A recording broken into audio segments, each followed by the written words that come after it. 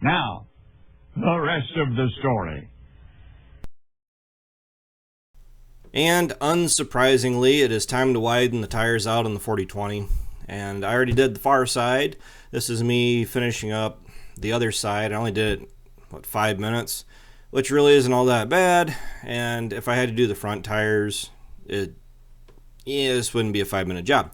So the thing is, when we have the tires on the back of the 4020 narrowed up for cultivating, they follow the front tires on the outer edges of the rear tires.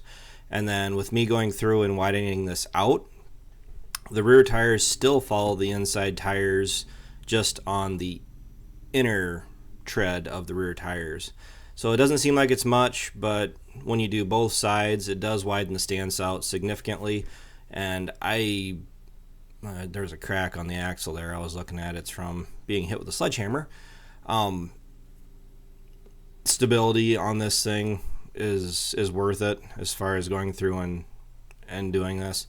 I like cultivating. I mean, I'm doing my trial. My guess for that trial this year is cultivating probably isn't going to be worth it on corn following soybean stubble, but it's probably going to be definitely worth it on corn, which, depending on what rotations it's looking like for next year, I guess we'll talk about that some other time. So I just went through and I pushed the wedge out, which the wedge being out now will allow me to slide the wheel out on the axle. And when these things have been set for the life of the tractor, then the axle being hit with a sledgehammer is largely how you end up breaking those wedges out. You sit and beat on them with the end of the axle with the sledgehammer, and the vibrations helps loosen it up. And this thing actually turns pretty hard for being moved just not that long ago, 2 weeks ago, and then even before that, then last year. And I do have a measuring tape. I put it out as far as I feel comfortable doing. I don't put it right on the edge.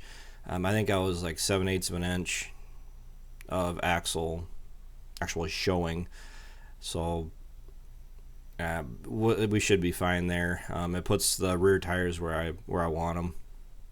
And with this tractor, pretty much on the grain auger, the bale wagon, and the roller bar rake, and those are about the three big jobs for the 4020. And it doesn't seem like it's much, but they're smaller, not really horsepower, heavy jobs.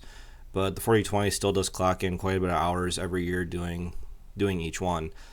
Cultivating, I wanted to do, normally I do over 200 comfortably, and this year I did like 30.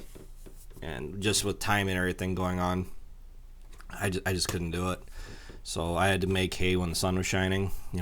That's age-old saying. So at least this is done. The cultivator is done.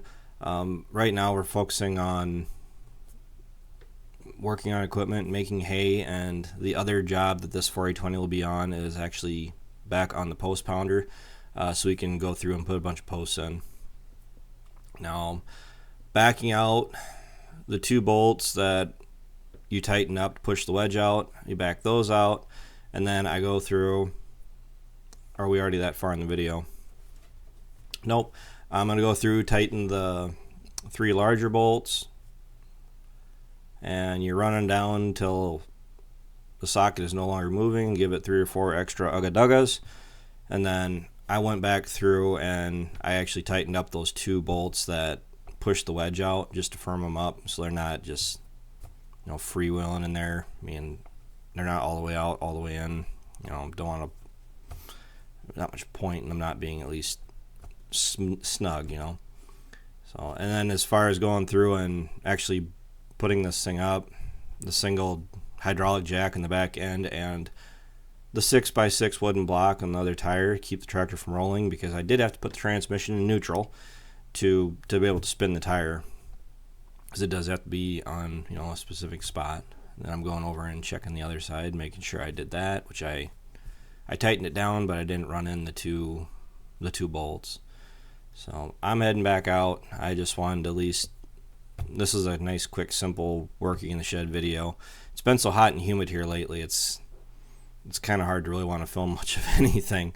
But the disc bind is hooked back up, and as late as it is, we're basically going to be making straw here this week. Our cover crop oats on our new seeding should have been made probably like 2 weeks ago. But, weather and a wedding. So it's going to get wrapped, and it's going to be used for bedding. The cows get, some kind of use out of it. So, it's one of those things I'd rather cut it and make it than just hit it with a rotary mower. I'll talk to you guys later.